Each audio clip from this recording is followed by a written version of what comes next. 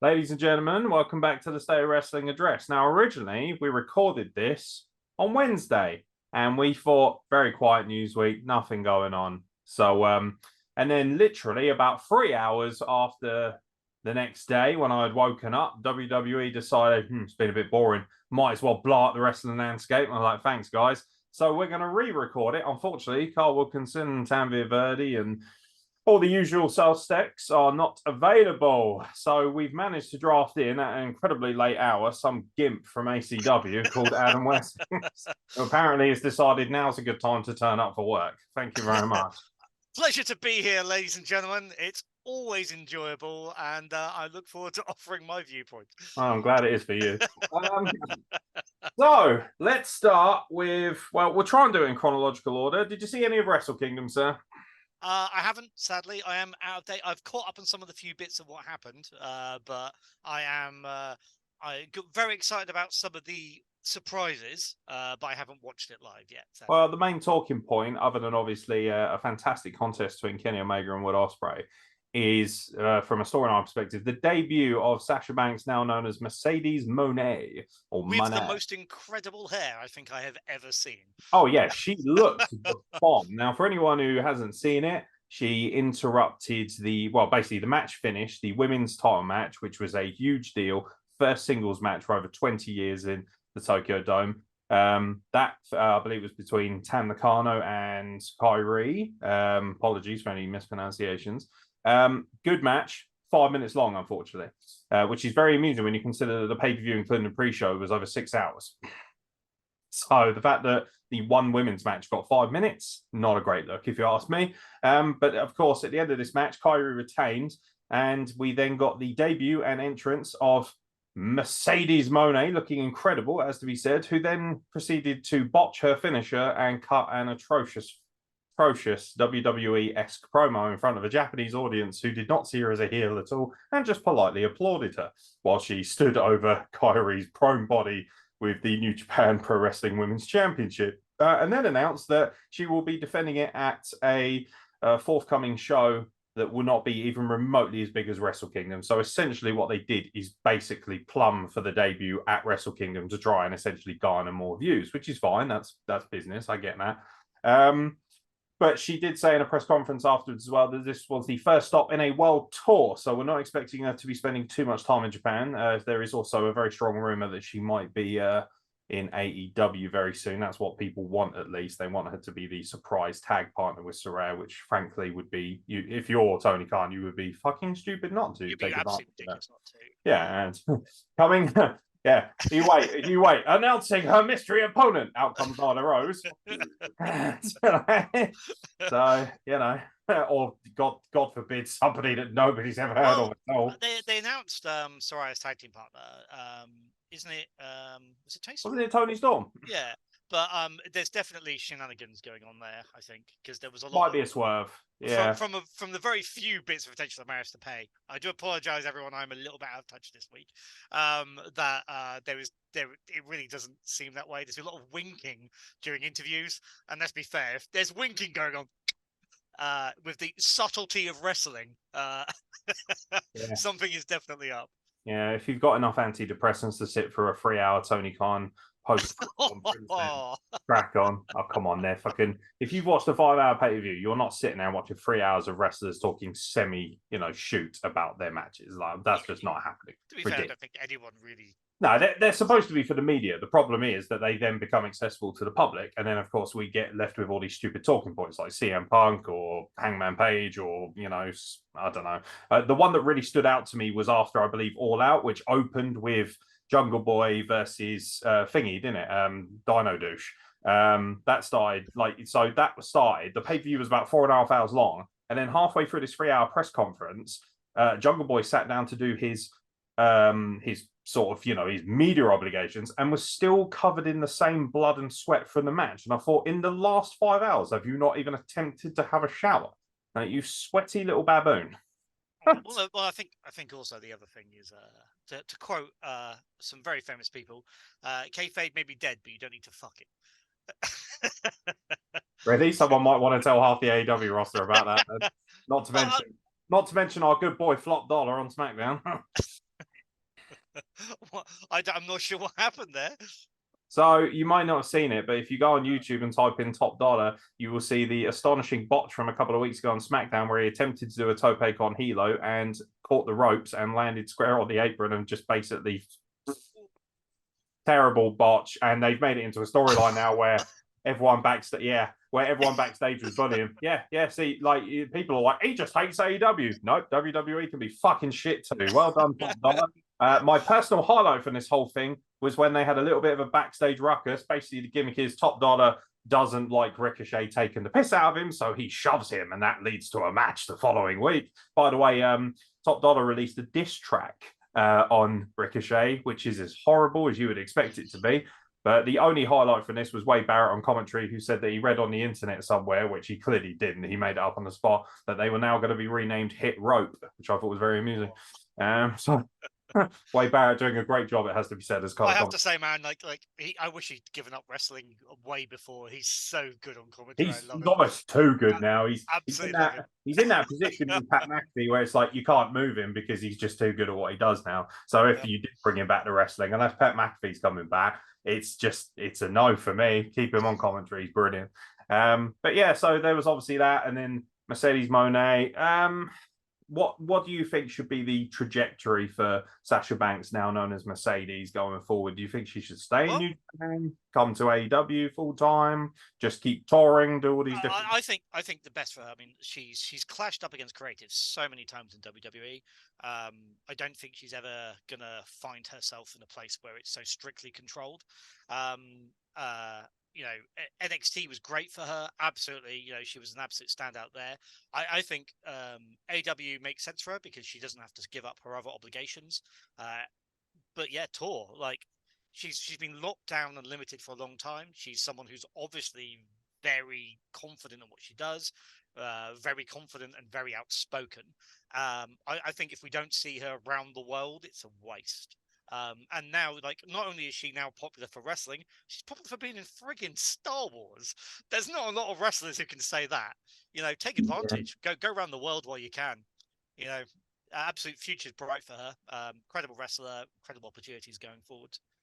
Yeah, apparently the big storylines coming out was that she wanted money similar to a Becky Lynch, to a Charlotte Flair, and they said no because they didn't see her being as big a star in 5 years as them. They said that she had initial star power, but then she would falter. But for me, that's WWE's fault. They always booked her in very prominent positions and then took it away from her very quickly. I think she has a record for the most title reigns that have lasted less than a month. She had 7 or 8 title reigns that all lasted less than a month. And it's just that thing of well, if you're going to book her in that position, that's you actively saying, we don't see you on that level. So that's got nothing to do with her. I think she's got the star power. She's one of the most beautiful and most striking looking individuals in wrestling today. She leaks charisma. Absolutely leaks. It does. It's a shame the promo didn't hit, but this is New Japan, and it was almost like she had just gone out and thought, cool, this is WWE television. And that's not going to fly. You've got to adapt to what companies you're working with. Now, in AEW, excellent. I think it would be insane not to throw all the money at her because she immediately bolsters that women's division tenfold because, well, I don't really see Jamie Hayter as a heel. The crowd certainly don't, even though she's heel-ish. Because she's aligned with Britt Baker, and Britt Baker for me is getting slightly stale. So they really need to bring somebody in who's going to immediately say, yo, this is a high caliber, high end heel, somebody who can immediately come in at the top end of things. Because as good as Tainara Conti and Anna Jay could be, they just don't feel like stars that can hold high-level matches. I think they're incredibly talented, and they're both absolutely stunning. They've got all the moves in between the ring, but I don't think either of them had the charisma. They lack the showmanship, the showwomanship, exactly. However you want to put it. But I will say, I don't think the boss, Monet, she does her best stuff as a heel. And that's where the best stars in AEW currently are in the female division, are all heels. So someone needs to go face. Who is another question? But I think it'd be a waste if they let her go face. Just quickly, did you enjoy John Moxley's battle with the microphones on Dynamite? No. So I heard about this because about 7 people messaged me about it, but I haven't seen it yet. See, to me, I thought Moxley handled it just fine. People are expecting it as soon as they put in a WrestlePlug group chat. Everyone's expecting to be like, shit company, blah blah blah blah blah. But to me, like, what's Moxley supposed to do? He's not in charge of technical issues. He's not in charge of sound. Like I said in the group chat, I expect dodgy mics to be at ACW, not A. We've never had a right mic, so I mean, does that still count as dodgy at that point? Oh, there you go. Well, I'm told that apparently they belong to one Mr. Riley, so at the end of the day, we should blame that gimp for it. Please don't kick me in the face. But it's one of those things. I don't give a fuck at this point. I'm totally unhinged. I mean, come on. If you'd seen the video I just made for a certain company in Leeds, you'd know exactly why. That I just. But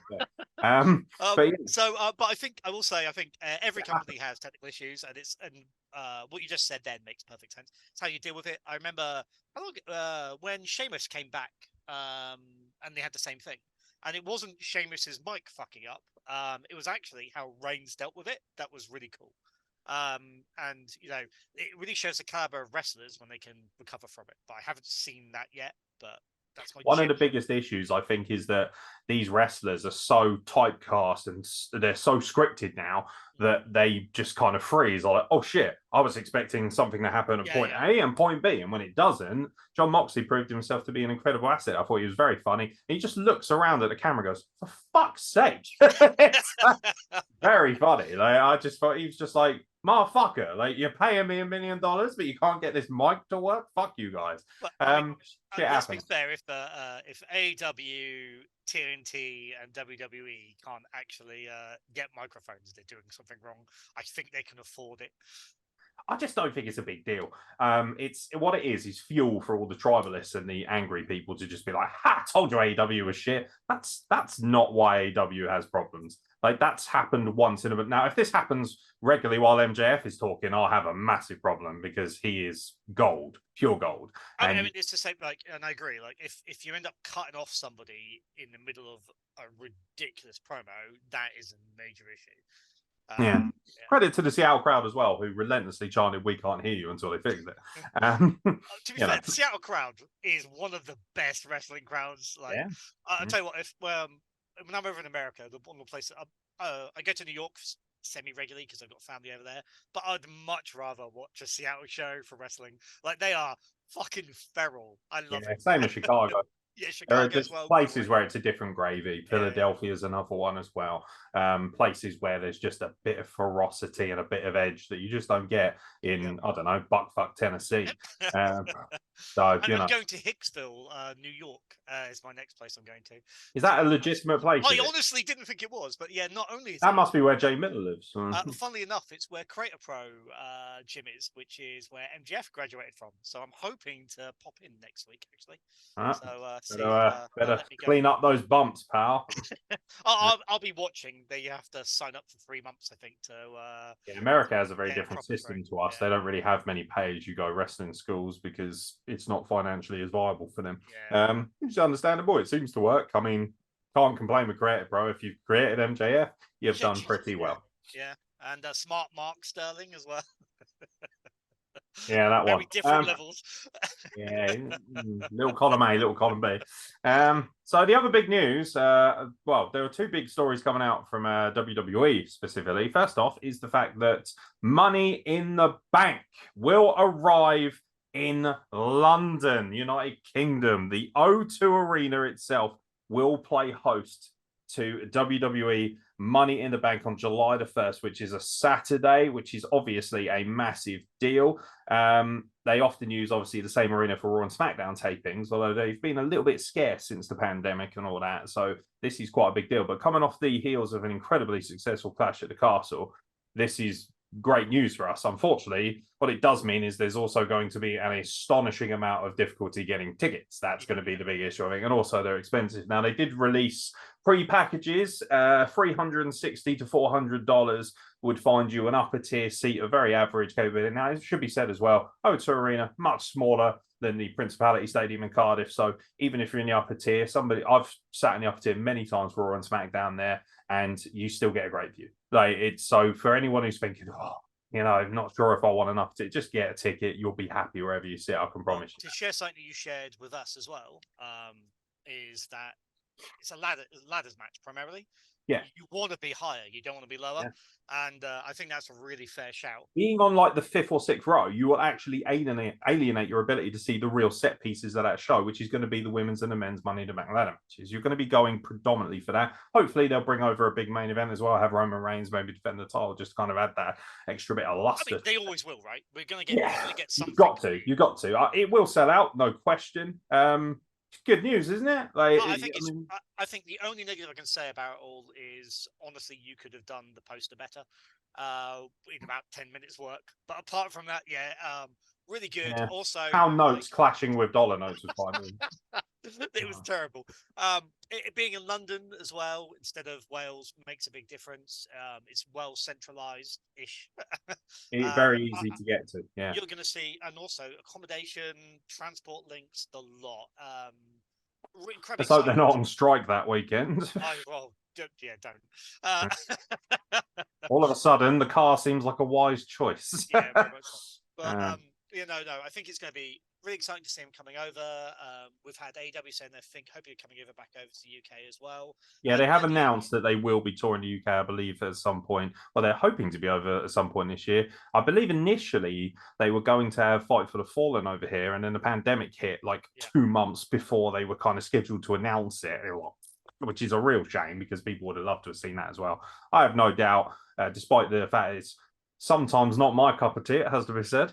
There is no doubt it will be a highly successful show. So I think, this is another real statement of intent for a mainstream wrestling, never mind just WWE, of the UK fan base, our second most prominent fan base in the world, the second highest amount of subscribers to the WWE network. It makes absolute sense to start giving us pay-per-views. And the fact they've given us that, I even went on record recently and said, I'll be happy with Battleground, just a pay-per-view in general that we could get our teeth into. And this is a big one. This is considered the 5th biggest pay-per-view, really, after the major 4. And that's it, is they've put over shows here a lot, but they're not always comfortable giving us those big money matches. Money in the Bank's great. Yeah. I mean, it's not Royal Rumble, which is my favorite, but you get to see the crowning of what essentially will be the next 2 kind of people they see in line to be the big stars of the company. And Money in the Bank is always storyline for the next year, absolutely guaranteed.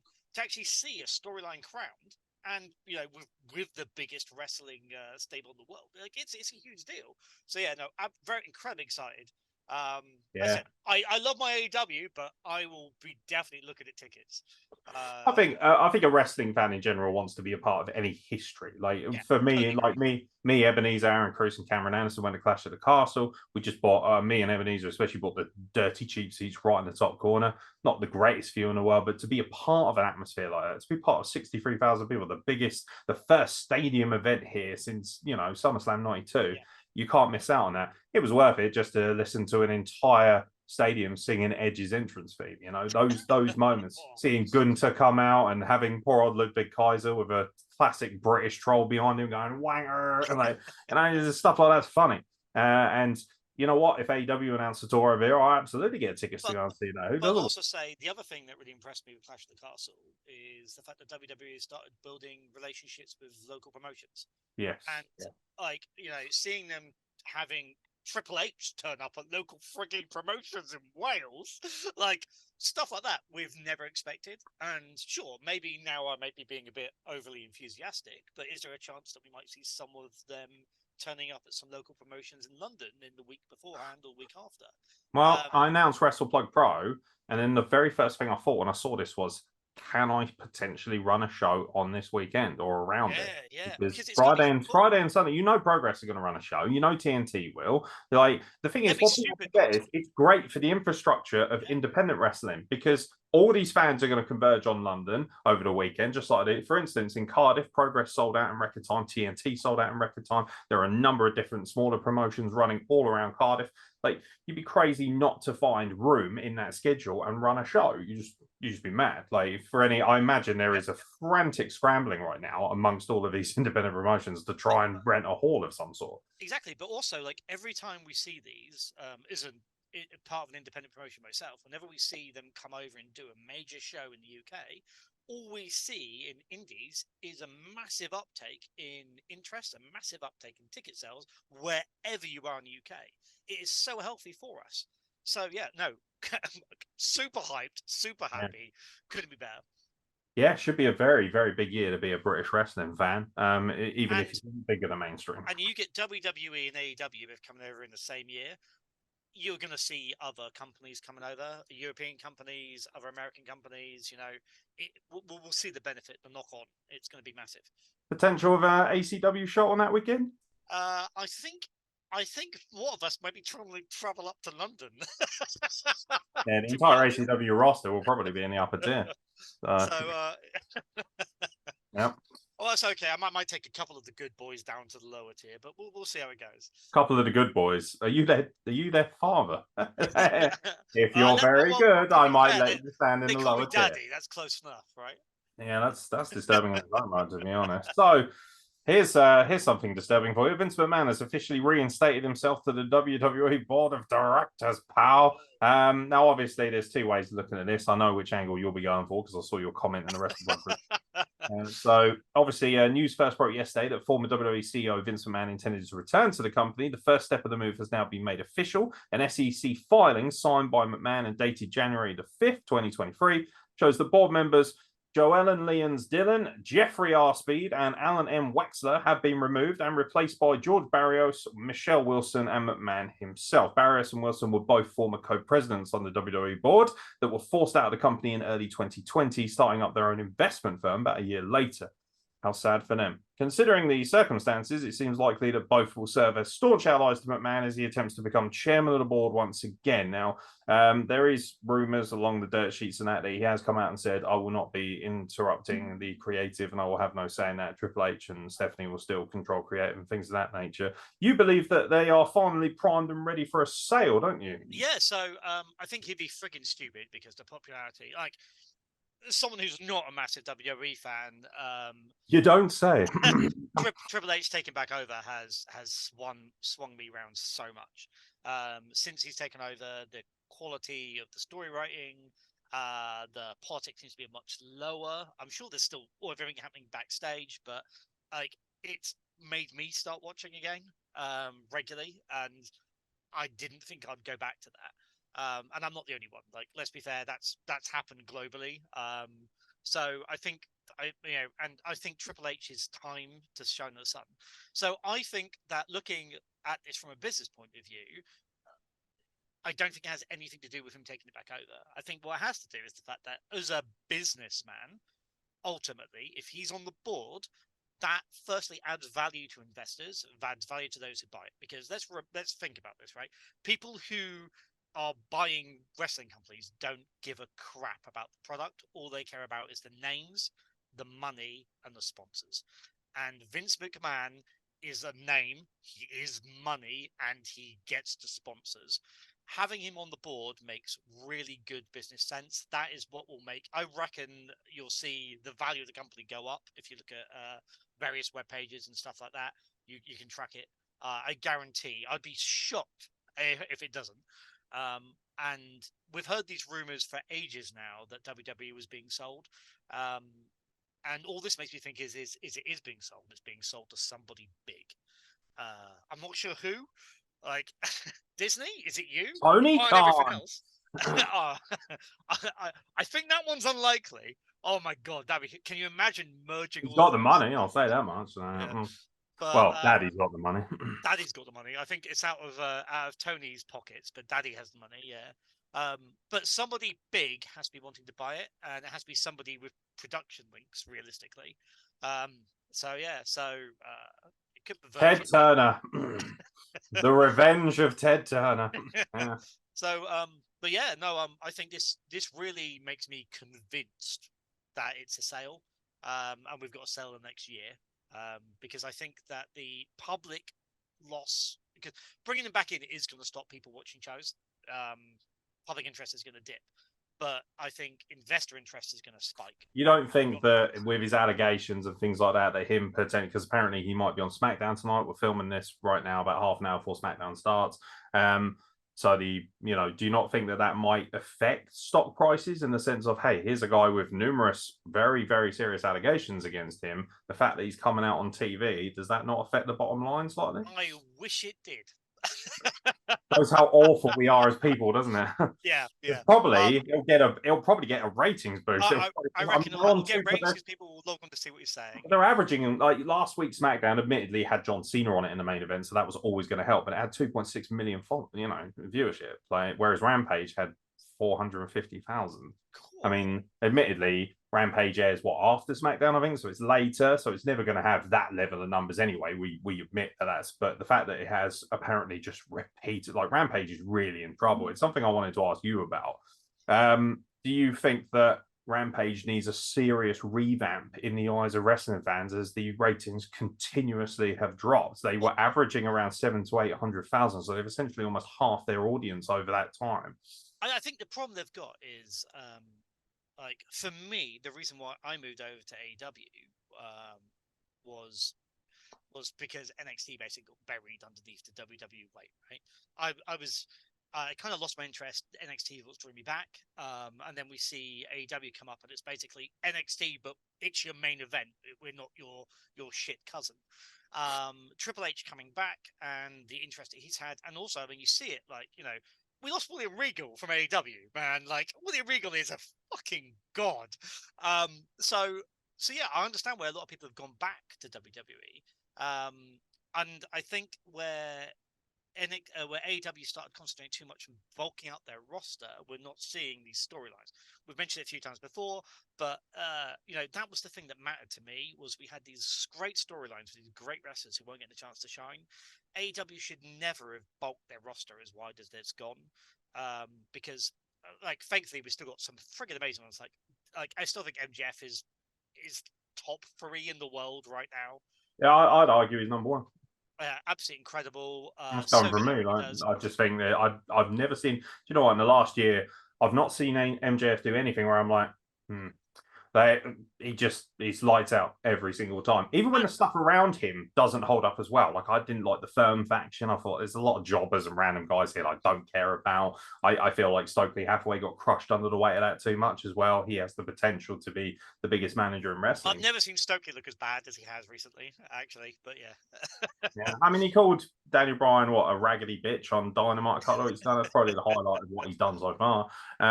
But I mean, Ethan Page called him a vegetable. Yay. Good bit of trash Daniel talk. Bryan, Ethan Page, MJF, Moxley, and we've got a show, like, already. That's in one group of people. I like Ethan Page, but I still don't think he's touched the heights of what he was like when he was with Josh Alexander. They were so good as a tag team. Yeah. But I do think that Ethan Page has a lot of untapped potential. He, like, all ego really suits him when he's allowed to be that ego and let that absolutely dominate the camera.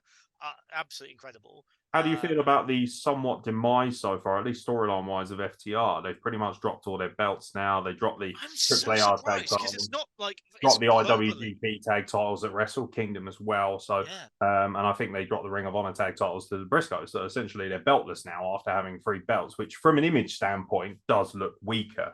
But if it was building to something like them becoming AEW tag champions, fine. But they seem to be embroiled in a terrible rivalry with the Gun Club, who they lost to a couple of weeks ago on Dynamite in a really dumb fashion as well. They're outsmarted, which is... Gun Club are not the same level as FDR. But Gun Club look like a SmackDown tag team. So the difference for me is big and shiny. You see, where Jericho is losing matches, that's building a story. I don't see where they're going yet with FDR. I also think that, like, I don't think I've ever told you. Did I tell you I used to hate FDR when they first? That's astonishing. Yeah. When they first started, I used to hate them. They because I in NXT. Yeah, back in NXT. Oh, they were amazing. The all fists, no flips thing used to annoy me. I loved it. Yeah, no wonder you were triggered by it, because you can't watch wrestling unless it has 55 triple Cal Sal Phoenix flashes in it. I'm literally the TikTok video of indie wrestling with the flips, cartwheels, and backwards. Yeah. But like, FDR absolutely brought me on board. Consistently, never put on a bad match. always make their opponents look amazing. It doesn't matter if they're top tier or bottom tier. No one looks like absolute shit choppers against them. Doesn't matter who you are. They make you look great. So good. Their basics are so well grounded. And then they can do flippy shit if they need to. And every time they do, we all lose our minds because they don't do flippy shit. To see them lose to Gun Club. Yeah, no, I think that's wrong. I think there's a difference between putting people over is really important, especially for established names. But I think this probably brings back. Have you heard about it's about a week and a half out of date now, so I apologize if just talked about it. But about the WWE stars coming to AEW and refusing to lose matches. No, I haven't heard about that at all. So the rumor is this comes from various rag sheets. Was that a lot of WWE people are refusing to lose matches, and rather than saying get your shit together, you do what I tell you, I'm the promoter, they've been bending over backwards. And I think I can see that, but the problem is you always know it's always easy to make connections, right?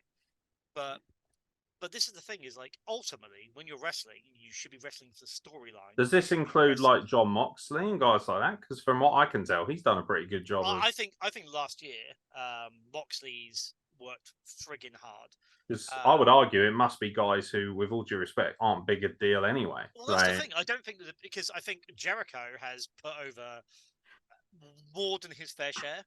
I think Moxley has put over more than his fair share. For those who don't know, absolutely Moxley Wheeler Yuta, my match of the year last year. He absolutely made spoiler, beat him, but he made him look like a friggin' hero in the process, and I love that match. But I think it's the mid tier. But I think it's people coming from WWE over to AEW and going, we've come from a higher promotion, we don't lose in lower promotion. But the problem is if you facilitate that, then you lose your standing as a promotion. You also create a concept in front of people of this is less than WWE. Exactly, and AEW needs to stand equal for what they're trying to do. But does that not raise I raise this argument all the time. One of my biggest issues of AEW, booking isn't great, too many members of the roster. Yep. But the thing that really stands out to me is how much creative control wrestlers have, even wrestlers that we don't care about. They're given far too much leniency to do whatever they want, essentially. And whereas WWE is the opposite, where it's so micromanaged, it's strangle holding, and that can create a really bad product, as you've seen on Raw countless times. Well, that's why Moxley's in AEW. You've got to give them leniency to work their promos and things like that. But the thing is, Moxley and Jericho are different gravy to, say, a Tony Nese. If Tony Nese comes in, I'm like, look, this is what you're going to be doing. And if he says, yeah, but I've come here because I want creative control, well, I don't give a shit, mate. I pay your fucking wages. Do as you're fucking told. And that's the thing.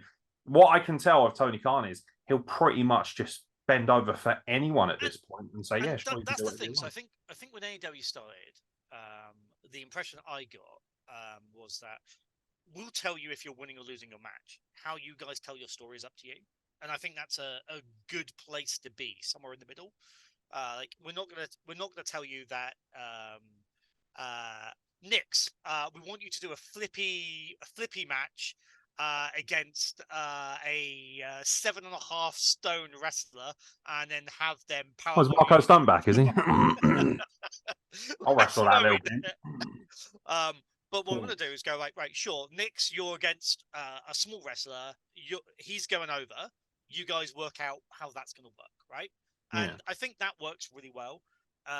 Would you not argue that some of these matches, though, we're seeing a very high volume of bad botches, injuries. Now, WWE has some as well. They just don't have the same level of volume of them. Do you think that has something to do with the fact that there is zero control over these matches? There needs to be someone who stands there and says, why you, for instance, when fucking old dinosaur boy fucking choke slammed Ray Phoenix for a table and almost broke his arm.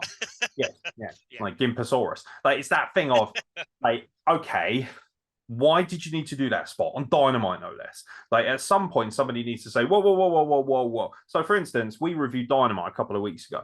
So, they had a fireball thrown in this young lad's face as a backstage, just a thing in backstage. And you think, that's a big deal. Like, at no point should you be throwing a fireball, especially at a rookie that people have only seen a couple of times.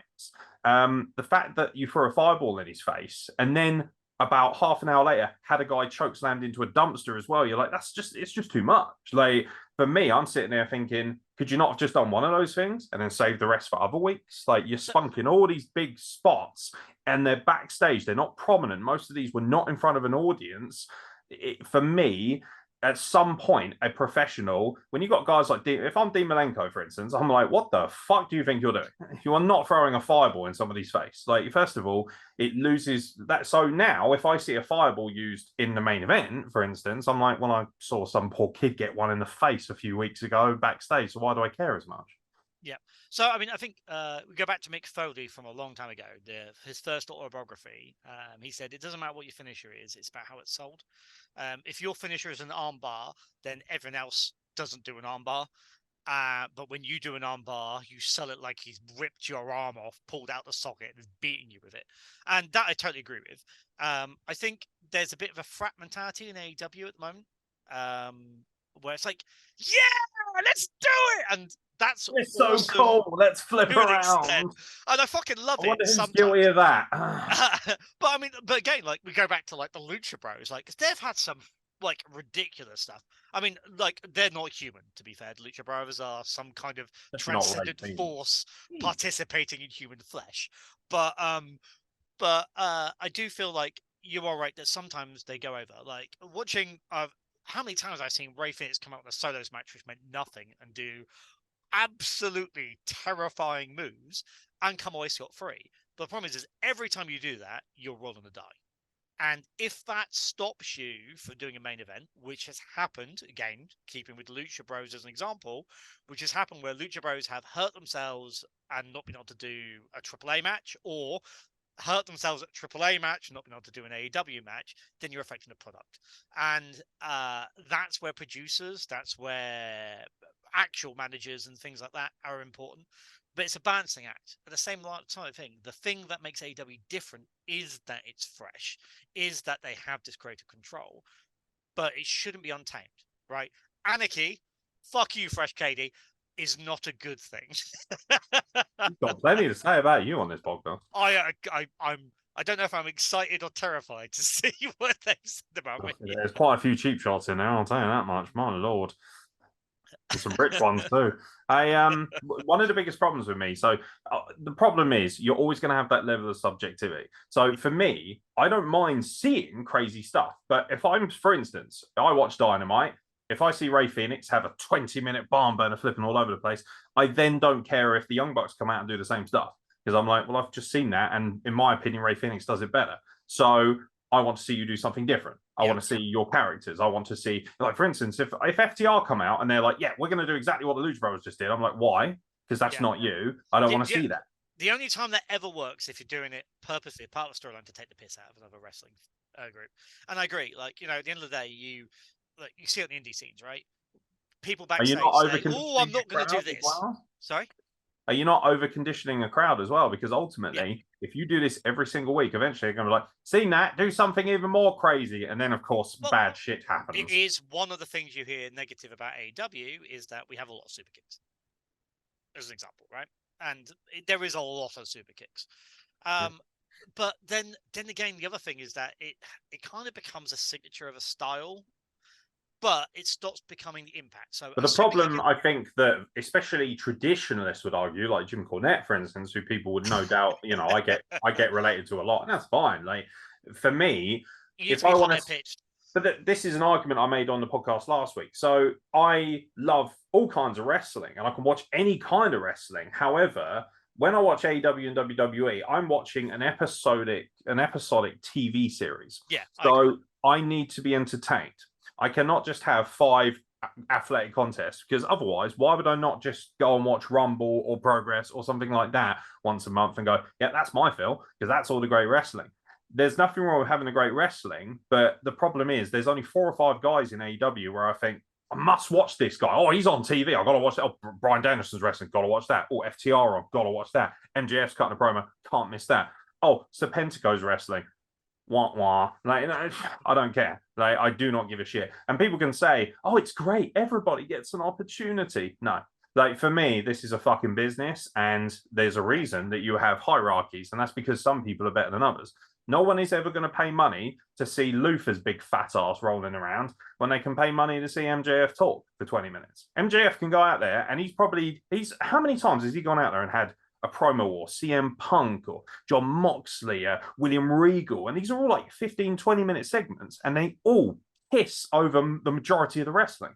Oh, no, MJF When it comes down to it, people need star power. They need to see stars, and the majority of AEW's talent, and I'm not saying WWE's heaving with stars, because it's not, but it's that thing of, with WWE, there is always that person who's going to say, don't do that, because if you do that, you all of a sudden water down the concept of what we're trying to achieve. Whereas with AEW, it's like, Tony Khan feels like is an incredibly rich but highly disinterested parent who doesn't want to give his children enough love, so he just keeps buying toys. I disagree. So I think what, of course you do, because you're Tony Khan's fucking bum boy. I think what we're talking about isn't about star power. I think it's about story power. And I think MJF AEW is terrible at. Absolute living story where it doesn't matter who you are, he's going to drag you into his tornado and he will spit you out as part of that, and you will come out looking better than you ever have. Win or lose, it doesn't matter. And I think AEW started off really good at that. They had some absolutely amazing storylines, and they have dropped. I think the match is still good, but I think the storyline's gone. I think the storyline is what made it special. But that's the thing. Why are you watching a TV series for stories? So I equated this last week. So I mean, you think of it objectively. So if I say to you, are you a fan of Game of Thrones, for instance? Yeah.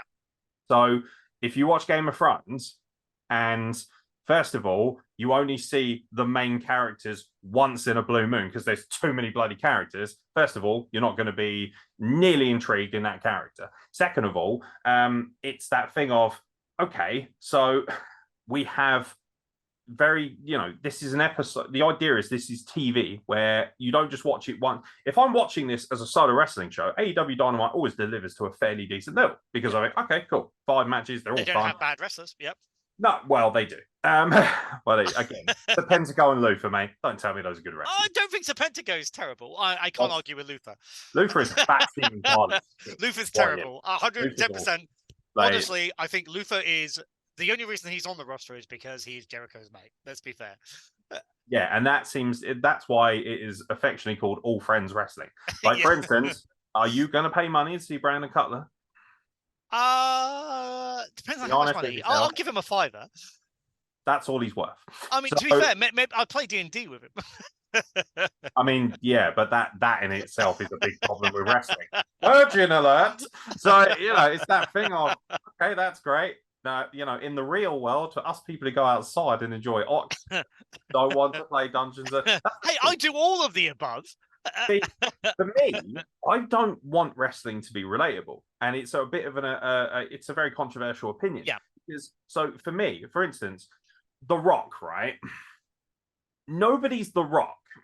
Nobody's The Undertaker. Nobody's John Cena or a Hulk Hogan. Nobody's MJF. How many MJFs are walking around in your real world? Well, let's take MJF. MJF has never, as far as I'm aware, ever in history, like going back 10 years to his documentary, people were trying to do about him. He does not break character. He is just MJF. That is MJF. And doesn't that scream volumes about the fact that he's so far ahead of a lot of these other people, though? It's because he's so dedicated to his craft. But I think the difference is AEW is trying to appeal to the smart market. But the problem is that's a small market. Yeah, so, but... Hence 450,000 people watch Rampage. Doesn't matter how you cut it, that's not good. Like, But at the same point, but then are you going to say that AEW... and Moxley, and it still tanks. But are you going to say that AEW could compete, in your opinion, by trying to do the exact same thing that WWE is doing? They don't need to do the exact same thing, but the problem is, right, some things are tried and tested. Why are people tuning in to SmackDown every week? Because the Bloodline is must-see television. Oh my God, Sami Zayn is.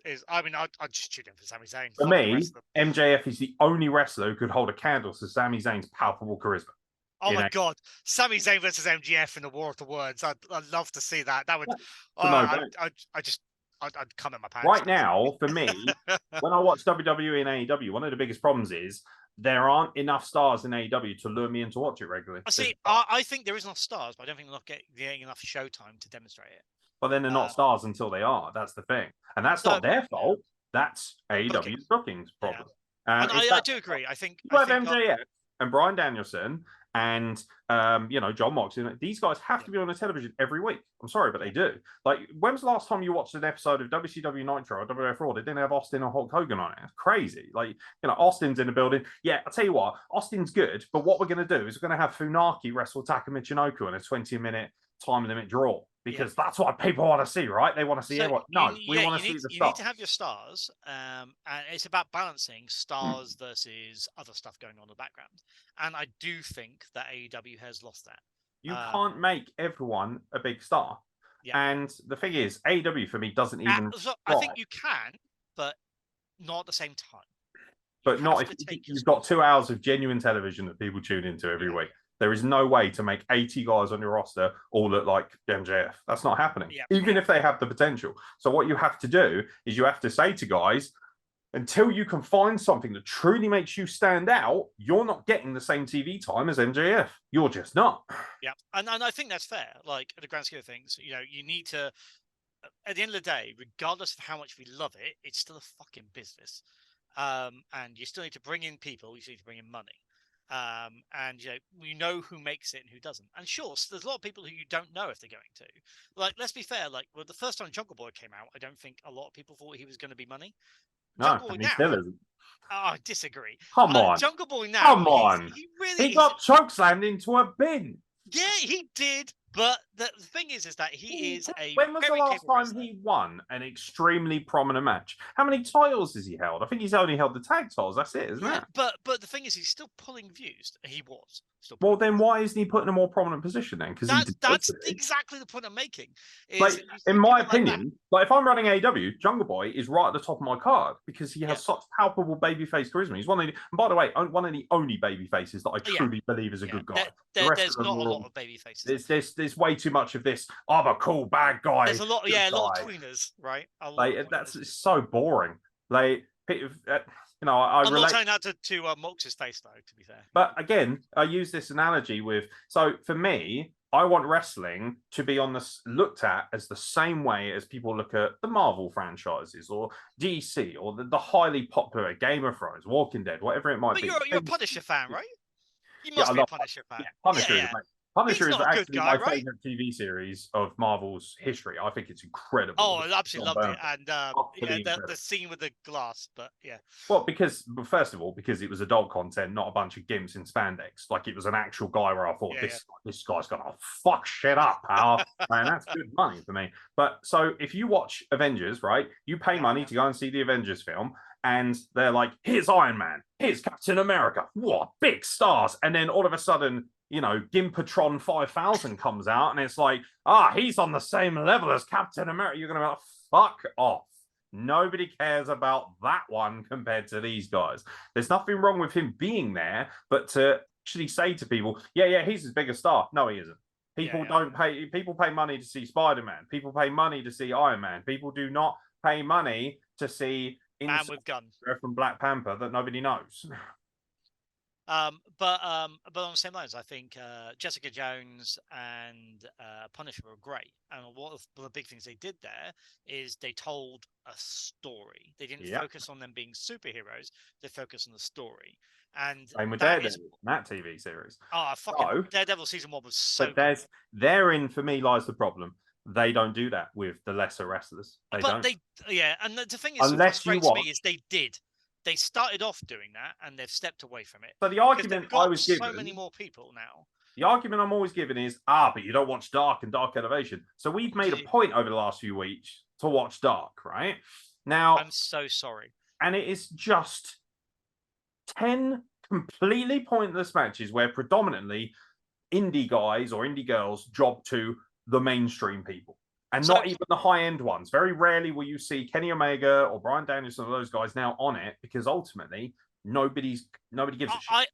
I don't think it should have been. So Dark and Dark Elevation and should not have been jobbers fighting wrestlers. Dark Dark Elevation should be Elevation should have renamed been Ring the of Honor Weekly NXT TV. of AEW, Ring of Honor. Yeah, they could have taken this ridiculous amount of incredibly talented stars that are not there yet, right?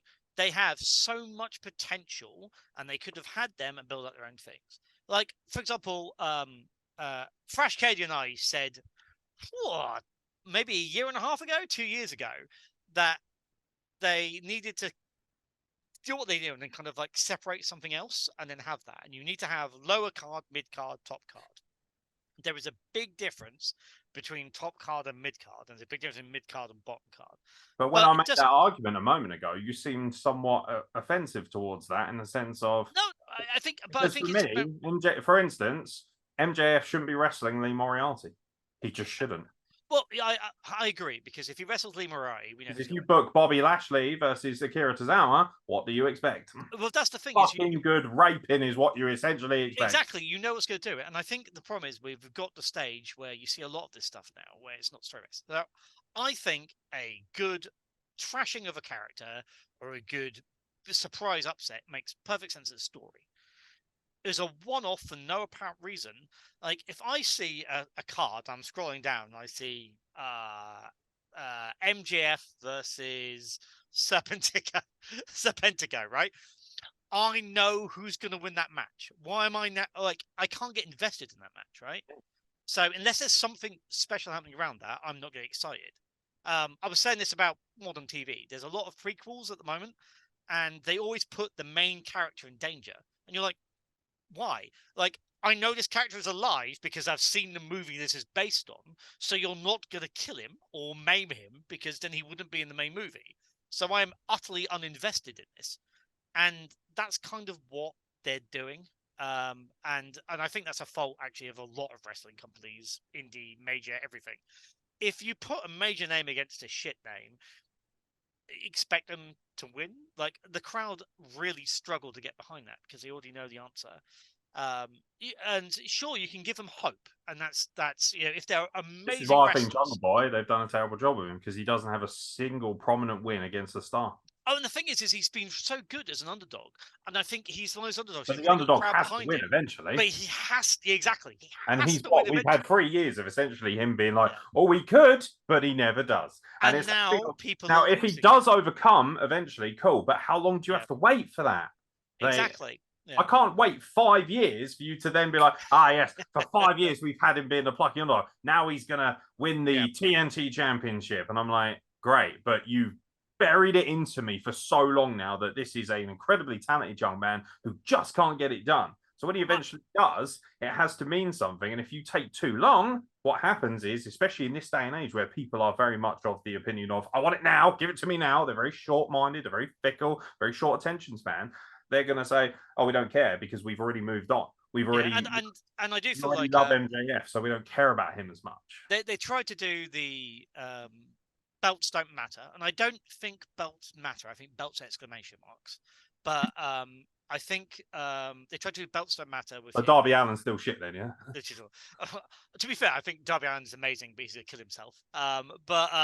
He won the TNT Championship on Dynamite. Yeah, I heard against Samoa Joe as well. See, that was a fine example of it though, because the match itself, phenomenal. I loved it. It was really high, really fast, really aggressive right from the get-go. But now look at the 6 months preceding that. Yeah. And what has Darby Allin done in that time? Fuck all, other than follow around Sting like he's weird, sexually odd, gothic grandfather. Like, he's my soul animal, man. Be nice. Yeah. Is that who? Sting or Darby Allin? Sting. I'm more goth than emo. You're about the same age. Love you, Frankie. No, but it's that thing of, you know what? I don't have a problem with Darby Allin being TNT champion because he's clearly got the talent, but you have to fucking make me be invested in that. You can't just be like, cool, let's have a match. But that's it. And investment's the important bit, right? Like the thing is, we now live in a world where, like, firstly, podcasts like this exist, right? We talk about stuff and we talk about it. We're not bought by the company. We're not paid by the company. We're talking about what we see. When they're shit, we tell them they're shit. When they fuck up their storylines, we say they fuck up their storylines. When their mics turn off, we say that. They don't control it like they used to. And a lot of these they've got a very media marketing outlook, and media and marketing is all about controlling what you see and what you think. And but the thing is, it doesn't work in modern society the way that it used to. What we need to do now is we need to build people in by making them care about the characters, care about what's going on, and then get invested in that storyline. And if you're invested in that storyline, it doesn't matter if you win or lose in one-off. If you keep doing it, it does. But it doesn't matter as long as the crowd are with you. And then what you do is you then don't make the belt the big deal. You make the storyline the big deal. And the belt is that crowning achievement that they've fought for, or that thing they're using to keep the people down. That's what makes it fucking magical, right? You know, and wrestling for me has always been about the fact that I have sat there and I've been waving my arms like they're broken, because I cannot believe that Shawn Michaels has just had a 1-2-3. You know, that Bret the Hitman Hart beat a friggin' monster of a man with his incredible technical skills. But after all of these matches beforehand, that built up what a monster this was.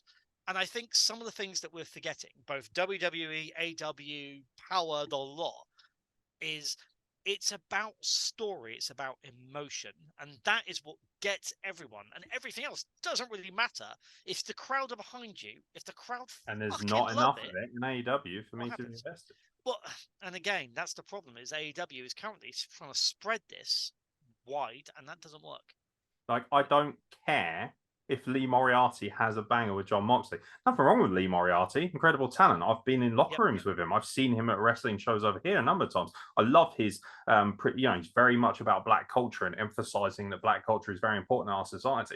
I personally think they could have already done great things with him. He could have had his own, like, almost like militia group, you know, something like. To be fair, he was, for the crowd were really hot. He should be in that group with Rick Ross, for instance. You know, and Swerve. He's perfect for that. And instead, they're like, here's Parker Boudreaux. No, thank you. What the fuck? And random tattooed man. We still don't fucking know. Who the fuck's it? Why are you? That's the other thing as well, though. So, you know, like Dynamite a couple of weeks ago, they debut this random tattoo guy, and Parker Boudreaux attacks Keith Lee from behind, and they join Rick Ross's faction. And I'm like, that's great. What about, where's Jungle Boy? Oh, he got chokeslammed in the bin. I want to say, bring out my fucking, these are the people I care about. Also, by the way, we don't refer to Parker Boudreaux as Parker Boudreaux, it's Wish Rock. He is fucking, he's not even Wish, mate. Like, you, honestly, you set him on a shelf at Aldi. Like, he's fucking shit. He's shit. He's just shit. You know what? He looks the part to a certain extent. I mean, WWE didn't. I wouldn't piss him off in the street. Let's be fair. No, he'd still kick the shite out of me. That's not the point. The fact of the matter is, whether you can kick my arse or not is irrelevant. Are you doing your job well? No, because you're not very good at your job. So I don't care. And it's that thing of, so we've got, you know, an opportunity here to build another faction. Whoopee. There's like 15 of the fucking things. We had too many factions, too many belts. I think they are clearing it up slowly, but I think the problem is they're trying not to. There's obviously issues in AEW in the locker, right? Yeah.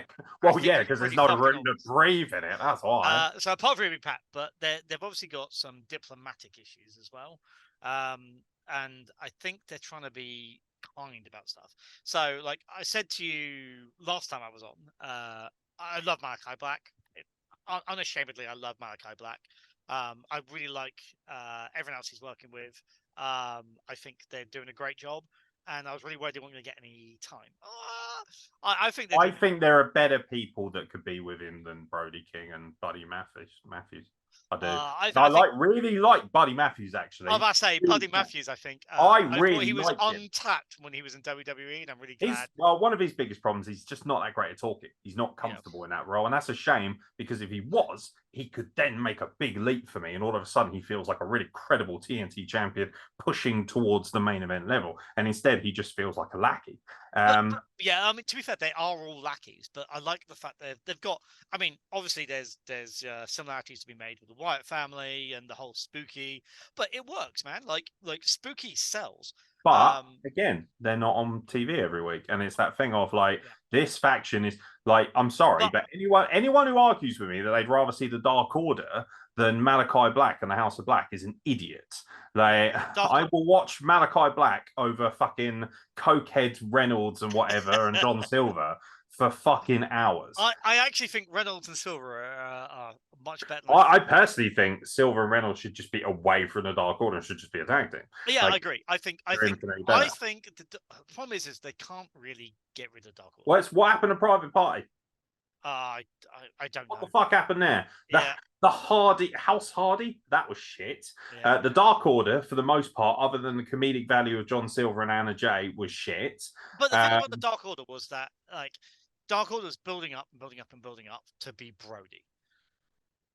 And it's very difficult to, like, slag off the Dark Order when an absolute fucking star had disappeared and their kid's now the one in charge, right? That's like, fucking stupid. Did you see the promo from what's his face? 11? Can't remember his name.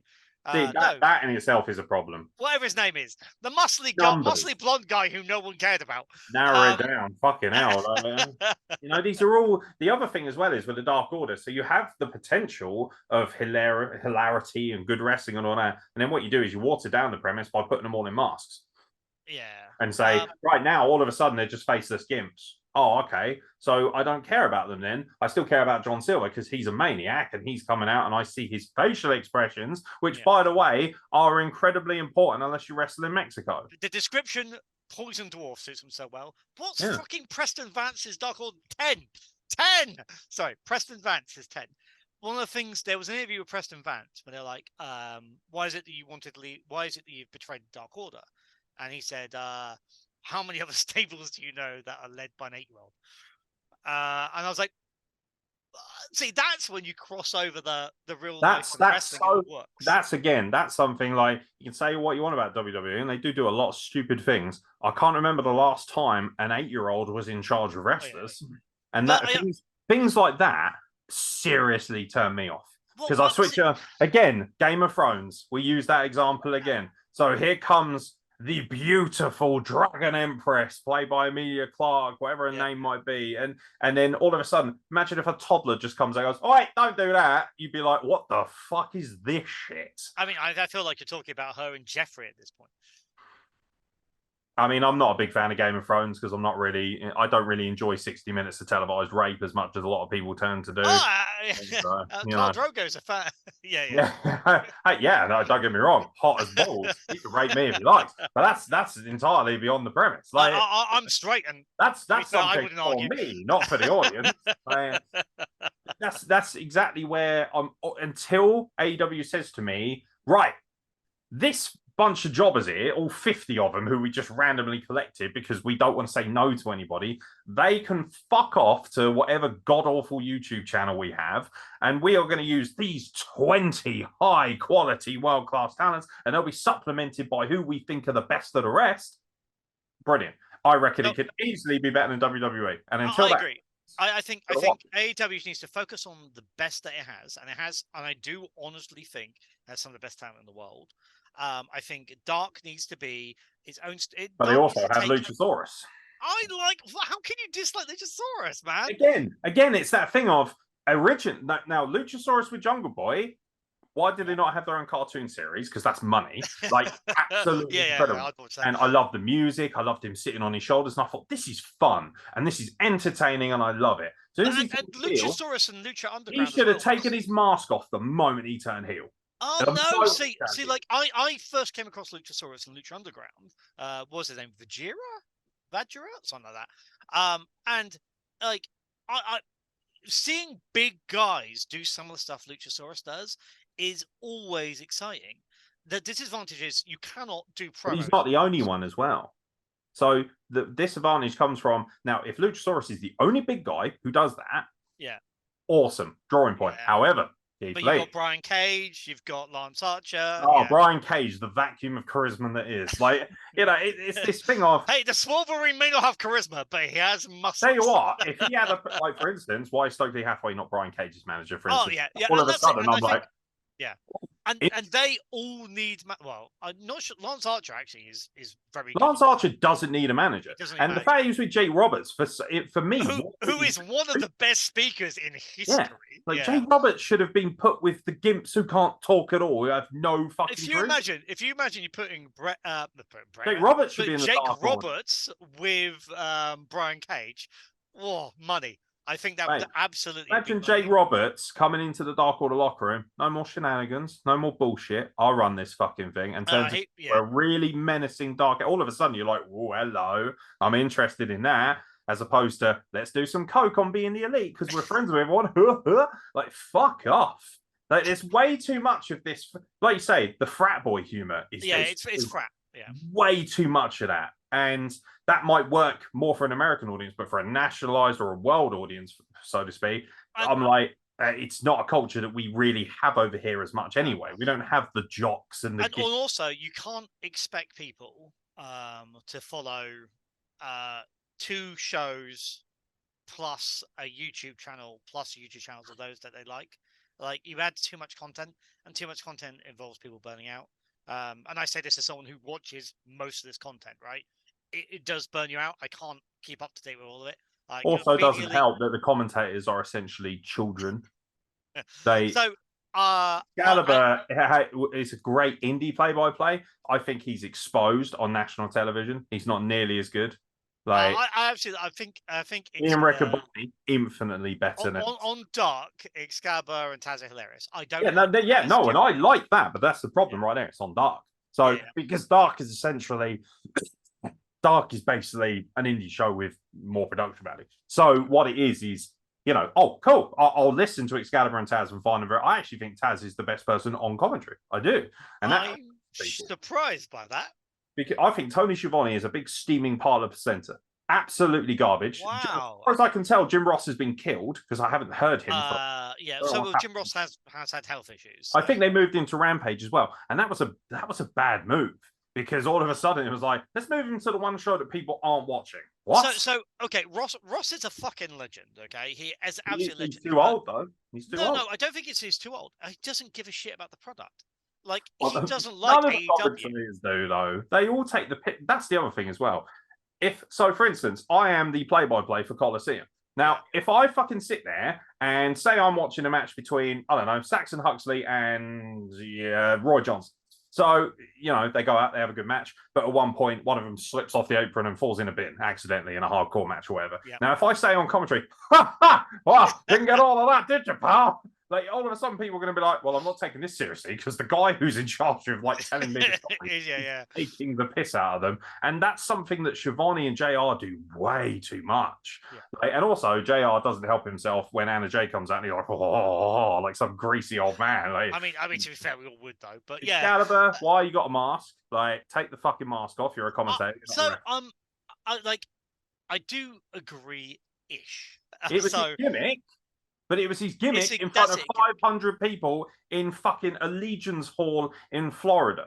Now, all of a sudden, you're in front of 1 million people on TV. But that was his point. He was saying that he feels like without it, he's just another normal commentator.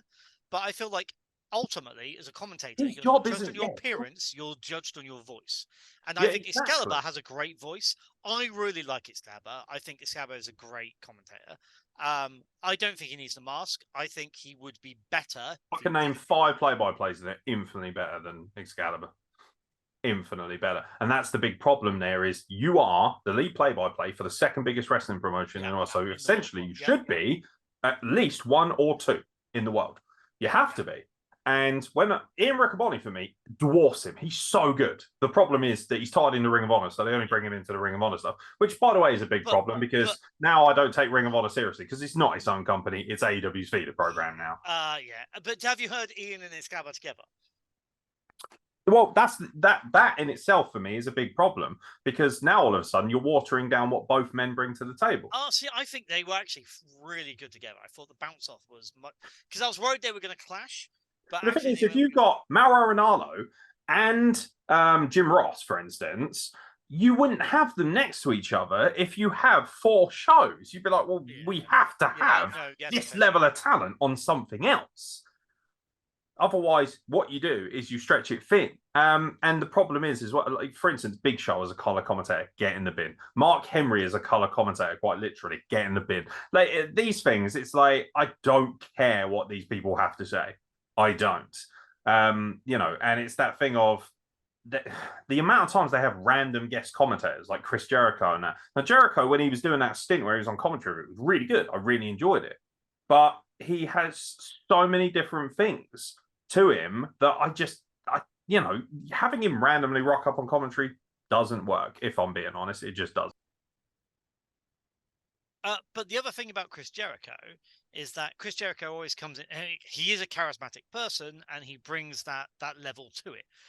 But he doesn't really take away from like the standard commentators. I think when you throw other people with their experience, Don Callis does.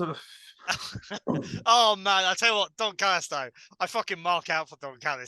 Don Callis in New Japan, brilliant. Don Callis though, like it's that thing of like, yeah, sure, the fact that he's a bit handsy with women doesn't really go well with him. The fact he's got the invisible hand is a bit awkward. That's not a good combination. Turns out he lives the gimmick a bit too much. But it's that thing of, okay, so on any given night, I've got Tony Schiavone, JR, Taz, and Excalibur. I then have Don Callis coming on commentary for every Kenny Omega match. I have Chris Jericho just randomly rocking up and threatening people. It's quite funny because he abuses Excalibur, so I'm like, that's funny because the guy's an actual gimp.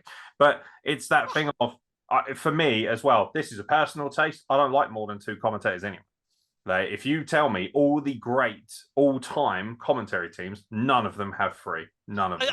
I think the important bit is you need 2 very good commentators, and they are legends. 3 is what you do if you don't have 2 legendary commentators, basically. 3 is what happens when you have Byron Saxton running around, the whitest black man you'll ever see.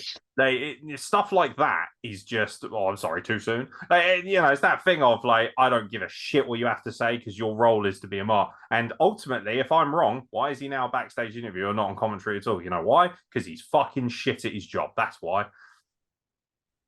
So, but then again, we also see the other things where you take wrestlers and you throw them in. So we go back to Wade Barrett. Like, I never thought Wade would be an amazing commentator ever. Like Jesus Christ, the leader of the Nexus is a commentator, but again, it's just absolutely him and Michael Cole. Again, it's that dynamic. Michael Cole, he tells you all the story. He's the unbiased journalist. Here's Wade Barrett, like, I'm a wrestler, so I don't give a shit about these people. Same with Booker T, with Vic Joseph on NXT. That works really well. Again, I love Corey Graves. Graves could literally be color commentator for anyone. He's phenomenal.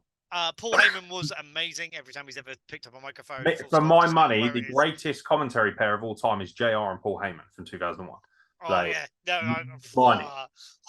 to argue. Very hard to argue with.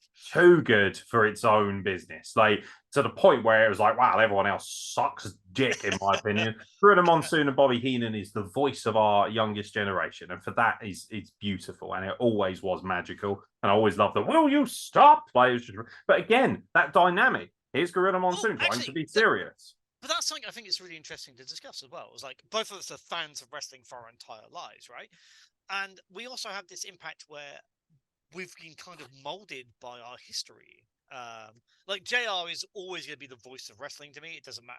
Like, even when I feel like honestly hurt and sad when he's struggling, and any other commentator, I'll just be like, fuck off. You don't want to go home, bless him. I do get that impression that he can't let it go. He'll die at the announce table. And for me, it's really sad because in many ways, I think you've done it all. You don't need to be here anymore. You don't. He's top of the mountain. Has been. If I'm in charge of AEW, I'm saying, you know what? Just come along, have a fucking VIP seat. If you want to talk to the wrestlers backstage, give advice, please, by all means. But please, just fucking relax and enjoy your life, mate. If I was Tony, I'd bring JR out. If it was a contract, I'd bring JR out for choose one pay-per-view, and the main event of that one pay-per-view every year, you bring out JR. Yeah. He learns one match. That's all he needs to learn. But not only that, you have this one match, which is JR's match every year. And it's the match that can be taken seriously as well. Because when JR has to commentate on Serpentico versus Tony Nese, you can just tell he's like, He doesn't know who any of them are. Who are these midgets? I don't care. Why does some guy look like a Sports Direct lucha star? I don't get this. Hey, why is he shooting jizz out of his fingers as well? What the fuck's that all about? It's a firework or something, right? It's a fucking, that is not a firework. Right? Honestly. He's still better than Lufa. Give me that. You couldn't burn down a cot with that. Never mind the Houses of Parliament. Useless. It's just, it is what it is. The thing is, we could sit here for literally hours and debate it all. And, to be honest, this is probably the more in line we've been in terms of opinions on AEW. I actually think, we're pretty there's not really we haven't massively disagreed today. Yeah. I feel like in some ways I have to just start shitting on people that I know you like, just to kind of balance. But the bottom line is Luchasaurus sucks dick. Luchasaurus does not suck dick. Darby Allin is literally a meth head that they found. No, he's an emo head and a skateboarder. It's a different. Oh, please. He's like Thrash Cady, but with slightly more athleticism about it, really. I would love to have that as a clip. If you could send it to me afterwards, please. I would take great pleasure in posting that on our channel. You know, do fuck all about it. What's it do? Cry at me on the internet about it like everyone else does. Have a little fucking... By the way, to the fucking toss piece, you probably didn't see this. So what I do is I source a lot of clips from old school wrestling and stuff like that, and I post them on the Wrestle Plug Facebook page so that people can see. So I posted a clip, right, of some midget wrestling from 1980s WWF. And the guy took like the greatest atomic bomb I've ever seen. He was like, Poing! It was fucking incredible. And you thought, that's good shit. And then the two people who claimed they had intellectual property over this were like started slagging me off on the internet saying, oh, you didn't fucking give us credit. How embarrassing. You only got 45 views. You clearly stole it from our Twitter and you didn't even credit us. You literally filmed it with your phone off of an old WWF television. That doesn't count as intellectual property. Otherwise, I'll set this webcam up, I'll turn it around, record SmackDown, and I'll claim that I own SmackDown later, will I? Shut the fuck up, you sad little virgin cunt. Stuff like that is embarrassing. You're embarrassing. Get off the internet, get off your cousins, go outside, get a job, have a life, breathe some oxygen, you absolute dullard, you wet blanket virgin placenta drinking nonce. Also, by the way, if you're supposed to be a fucking fan of wrestling, then and you're not supporting an independent podcast, then you're doing it wrong. I may disagree with Nick on a regular fucking basis, but the fact that he's always willing to have this conversation with me shows that he gives a shit about the product. If you're not willing to have the conversation, fuck you. That's what fucks me off the most. It's not people disagreeing with me. It's people who don't even want to fucking contribute. Like, fuck off then. Go away. You're not useful to us in the slightest. Like, everything we do here, whether you like it or not, still moves the needle in some form or fashion, even if it's just for an entertainment value. And when people are on my Facebook page, are, you didn't credit me for the midget wrestling you stole, which I stole. Shut the fuck up, you giant sack of shit. Did Claudio get in touch to tell you that you didn't credit him for Exactly. I'll get a cease and desist from Ring of Honor soon and all. Fucking go through, Scott D'Amore doesn't message me. How dare you put Elix Skipper walk in the cage? You're fired. I hate you. I'm going to sue you. All it does is create a bigger platform. Do you know what? If you have recorded it specifically, I'll absolutely credit you for it. When you've recorded it off a TV, that's like me recording Sami Zayn's promo on SmackDown, putting it on WrestlePlug's Insta, and if anyone shares it, go, excuse me, I own that. WWE don't know that. I do. Yeah, exactly. I own it because I recorded it on my shitty potato I call a phone. Fuck off, you absolute virgins. And by the way, to all the fucking wrestlers crying, oh, he didn't have me on the podcast, but he had fucking Roger Sears. Message me like a fucking man, you gimp. How about that? Come and speak to me at the shows like a man, or continue to fucking cry again like said virgins that seem to enjoy incest a bit too much. In a more diplomatic way, I have seen this diplomacy man literally offer this a million times to fucking anyone. Okay, he's always up for views, opinions. Like, I would not be on this podcast if he only took people who agreed with him. I promise you. Anyone on, even if you're a wrestler, right, and you think I fucking hate you, WrestlePlug guy, you're a cunt. I don't care. I'll still have you on. We can still chat and see how it goes. But when you're like not coming on, even though I've given you an open invite and then you cry to somebody else in a wrestling company about it. Or cry to your parents. That's even worse. Yeah, exactly. When you get in your parents and go, when's my son going to be on your podcast? I don't know, when he grows a pair of testes. How about that? Now bugger off. I'm busy working. You fucking gimp. Well, Unbelievable. at the end of the day, you knobheads, we are all You independent. knobheads. We can all work together. And I would actually, not, fuck this 'em. man is happy to support your work. Just talk to him. I think that's why I get so pissed off about it, is because I have literally dedicated the last 2 years, especially in my life, to trying to grow every single person that comes through my door. And any person I run into at shows, or any person, there's so many guys who people think, why are you talking to him? He was shit. Because I want to see him grow. It's that old adage. It's what Dusty Rhodes used to do. Dusty Rhodes wasn't interested in stars. He was interested in looking after the people who he felt could go further than they actually could. Which is why I'm always going to give time to people like Rusty Jack, who should be wrestling everywhere. I'm always going to give time to guys like Thrash Cady and JC Cardi, because they have so much more to offer. The people who already have everything on offer and are working everywhere, I can't help you as much. I can still work with you, absolutely, and I love it. And to be honest, I don't want to sound like a fucking massive, arrogant prick, but I work with a lot of big names. And yet I still find infinite time to work with everyone. So if you're having a little cry about that, or because, he said something nasty on his podcast, well, don't fucking listen then. It's 18 plus, you silly little fucking melt. Stop crying about it. Go and listen to fucking Cultaholic or Wrestle Talk or whatever it is. Those guys do good stuff. Yeah, it's a little bit more PG. They don't swear all the time on it, but well, then go and fucking watch theirs. I didn't realise you were offended by the use of the word cunt. I don't I believe there is an 18 mark around here. Yeah, it literally says 18 plus. The videos are uploaded with the explicit terms on them that they are not for children. They are not for under 18. We make this very fucking. Do you know what these people are? These are the people who allow their fucking 11-year-old to play GTA because they're not good enough at parenting, and then complain when that kid goes out and tries to shoot a hooker.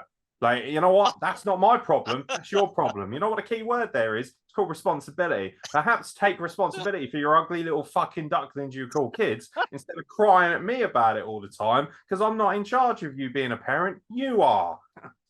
I worked hard for my empire. I'm not going to have a load of peasants tell me how to run my fucking... It's my line. You leave the peasants out of this. They are peasants, though. Do you know what, right? And peons. Fuck those guys. Just fuck everybody. I don't give a shit at this point. You know what? I look forward to your hate mail. I had 5 death threats this week. Don't care. Don't care. Don't give a shit. And only one of those was from me. So, yeah, exactly. Only one. And that's just because I wouldn't stop leaving Luchasaurus alone. He's like, I told you to fucking lay off, my big green friend. Well, I mean, I thought Egypt was built on baby oil and slavery. I think it was built on no. See, this is again, these factual inaccuracies infuriate me. It was built on dates and slavery. Okay, get it fucking correct. So to clarify, I need to give you by the way, dates and you're baby welcome, oil and slavery. By the way, you go on Google and type in the history of whatever, might be the wheel, blah, blah, blah. You're welcome, by the way, because Egypt pretty much invented all of it. So you can all suck my dick. And by the way, enjoy your little hole in the ground, because I'll be in a giant pyramid. You fucking peasant. You can actually have it marble capped, or do you basically get nicked off by everyone else? I'll definitely have death traps in it, because the last thing I want is lunatics rocking up trying to annoy me while I'm trying to sleep. None of that nonsense. Love you. What, rigor mortis, right? Yeah, exactly. Seriously, honestly. But, ladies and gentlemen, thank you very much for watching this incredibly vociferous State of Wrestling address. And thank you very much to the general manager and the savior of professional wrestling that is Adam Wessex for joining us at the State of Wrestling address. And also, Excalibur, thank you very much. Best general manager ever. Luchasaurus, greatest wrestler in the world. Is that actually Excalibur's t-shirt? Yeah, this is actually Excalibur's t-shirt. So the lead announcer has a t-shirt that looks like a knockoff skull from the Punisher. Good stuff. Yeah, but with his logo on the test top. That's a logo, is it? Yeah, that's his. Cool. He has it on all of what, was it made by Savage Pro Wrestling, was it? I'm sorry. He's been around a little bit beforehand. I think Savage is very funny in filming. Yeah, I do as well. It's very, very funny to watch when I need something to... Jesus! Oh, sorry, I mean, it's a joke. It's fine. You know what? I'm very proud of all of you for working it. I'm actually not. You're all fucking sellouts. You know. Ladies and gentlemen... Nick, you're a beast. I don't play heel. I play real. Ladies and gentlemen, I've been Aeron Nix. He's been Adam Wessex. Sometimes known as the Gimp, and we will catch you very soon for more content from the Wrestle Plug. Yeah, fucking right it is. Yeah, he's expensive as well. Jesus. Like, follow, subscribe, you bitches. On the upside, he can fit a clarinet in there. That's pretty impressive.